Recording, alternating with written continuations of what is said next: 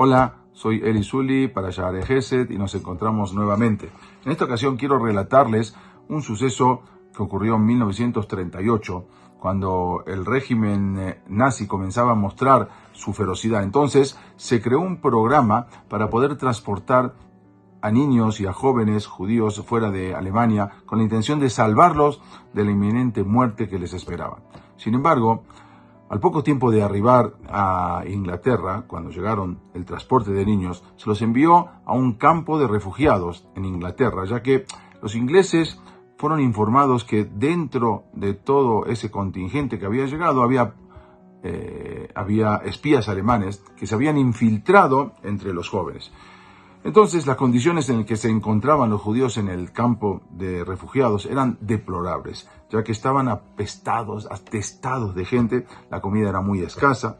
El gobierno británico, entonces, ante esa amenaza, decidió deportarlos y se les informó que se los iban a llevar a Canadá. El día 10 de julio de 1940 fueron transportados 2.542 refugiados detenidos desde el puerto de Liverpool a la isla de Man, de los cuales el 70% eran judíos exiliados y fueron clasificados como enemigos extranjeros.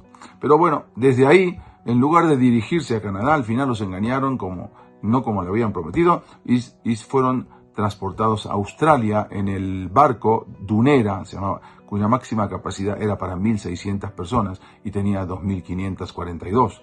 Una vez cuando estaban rumbo a Australia, los judíos fueron sometidos a constantes abusos por parte de la tripulación. Estaban al mando del capitán John O'Neill, quien a su vez no hizo absolutamente nada para reducir esa brutalidad de sus hombres. Todos los pasajeros fueron considerados como espías nazis, y cuando los guardias procedieron a registrarlos, les robaron todas sus pertenencias, así como el dinero que también llevaban. Las golpizas que les daban eran a diario, era un hecho cotidiano. En una ocasión, un yehudí trató de subir a las letrinas de la cubierta del barco durante la noche, pero un guardia lo descubrió. Y entonces fueron tantos los golpes que le dio que pasó el resto del viaje en el hospital.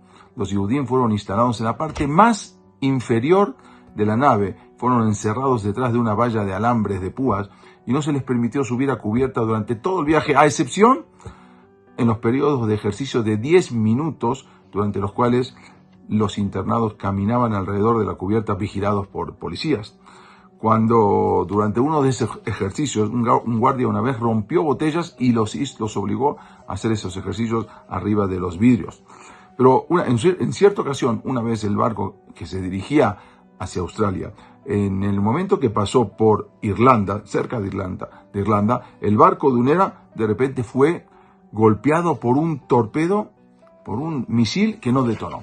Sin embargo, al poco tiempo, un segundo misil lanzado por un submarino alemán que lo venía persiguiendo no dio en su objetivo, porque milagrosamente en ese momento el mar estaba tan embravecido que empujó el barco hacia arriba mientras el misil pasaba por abajo. Los soldados ingleses estaban furiosos ante el asedio de los alemanes. Entonces, ¿qué hicieron? Descargaron la furia contra los judíos que estaban a bordo.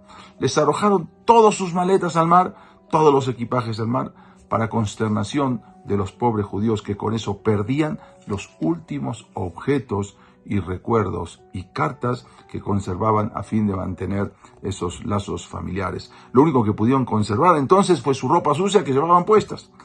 El 6 de septiembre de 1940, después de un viaje de 57 días, en condiciones infrahumanas, desembarcó el Dunera, el barco,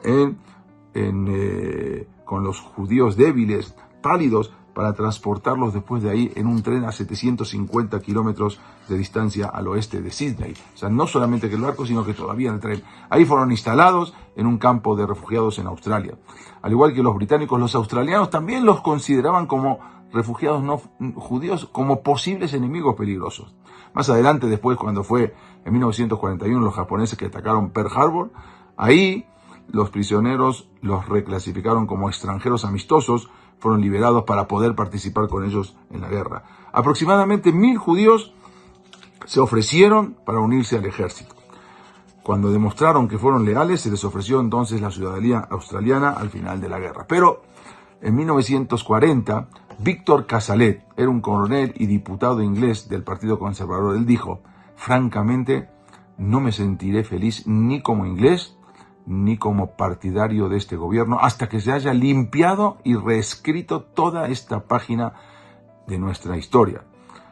Posteriormente juzgaron al final después en la corte marcial al oficial al mando de ese barco, se llamaba el coronel William Scott, quien fue severamente reprendido y fue destituido de su cargo, así también como al sargento Helliwell, quien condenaron a 12 meses de prisión y lo dieron de baja del ejército. También a el que era el primer ministro de Inglaterra, Winston Churchill, él describió este hecho como un error deplorable. Pero lo más sorprendente de todo fue el milagro que Boreolam, que Akadosh Baruj Hu había hecho sin que nadie se dé cuenta.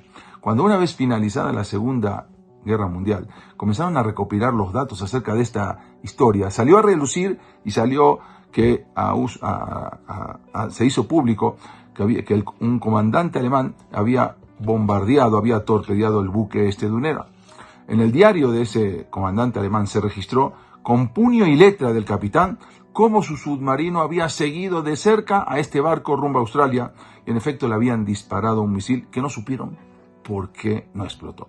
Pero poco después dispararon un segundo misil, pero por sorpresa no dio en el banco, claro, porque el barco se levantó con las olas. Pero cuando estaban a punto de lanzar el tercer misil, se dieron cuenta que estaban arrojando las maletas. Entonces el capitán dio la orden de detener, mandó unos buzos a ver que recojan las maletas antes de disparar. Cuando enseguida enviaron los buzos y trajeron los equipajes, se dieron cuenta que había varias cartas en alemán, claro, porque eran las cartas de los Yehudim, los judíos que venían de Alemania.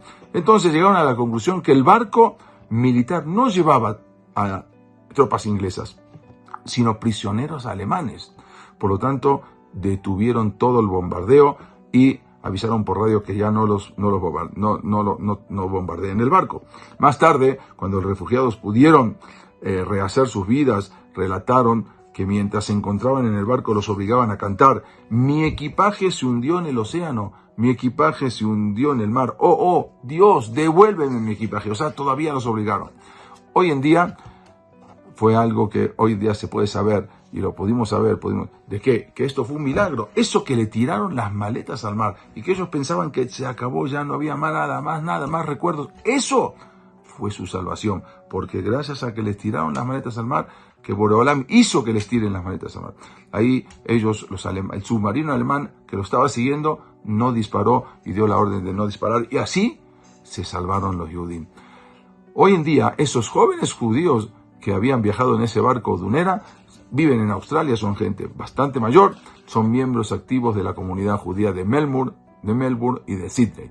De esa manera, lo que los pobres y oprimidos Yehudim sufrieron después de todas las vejaciones de que fueron objeto, y peor aún, fueron humillados tras tirarles sus pertenencias y sus recuerdos. En realidad, eso no fue más que un nes, un milagro de Hashem y una shechá pratit, una providencia divina que los salvó de una muerte segura.